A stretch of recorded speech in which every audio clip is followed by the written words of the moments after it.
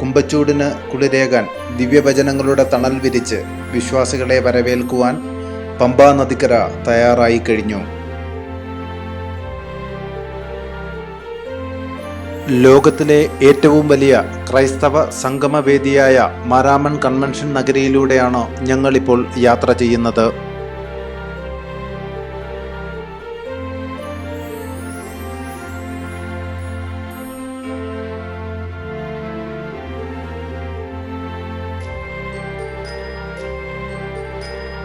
ചെറിയ തിരക്കുണ്ട്.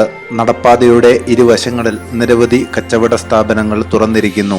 വരും നാളുകളിൽ അവരുടെ ഉപജീവനം കൂടിയാണ് കൺവെൻഷൻ നഗരിയിലേക്കുള്ള ഈ പാത.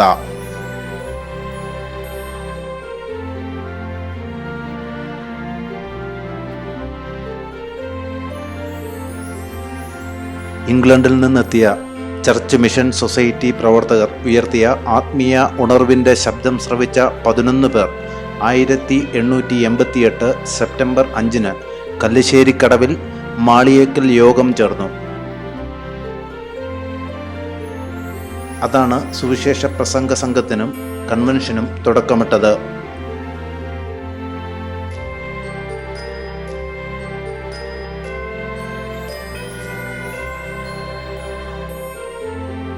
ബിഷപ്പ് ഹൗസിന്റെ മനോഹരമായ ദൃശ്യങ്ങൾ പകർത്തി നടപ്പന്തലിലൂടെ ഞങ്ങൾ കൺവെൻഷൻ നഗരിയിലേക്ക് യാത്ര തുടരുകയാണ്.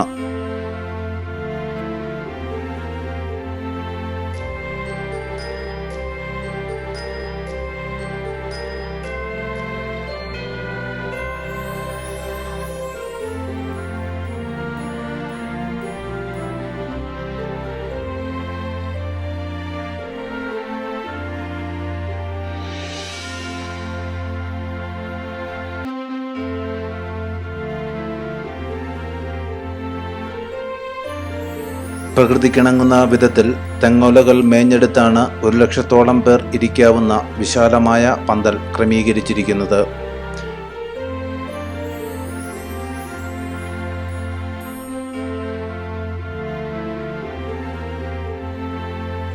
ഏറെ നാളത്തെ അധ്വാനത്തിന്റെ ഫലമാണ് തണലേകുന്ന ഇളംകാറ്റ് പകരുന്ന ഈ പന്തൽ.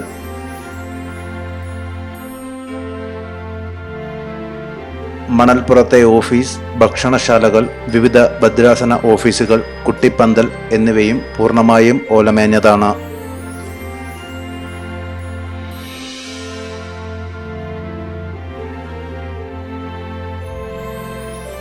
വെൺതേക്കിന്റെ തടി കൊണ്ട് പ്രത്യേകം തയ്യാറാക്കിയതാണ് പന്തലിനായുള്ള തൂണുകളും കഴുക്കോലുകളും.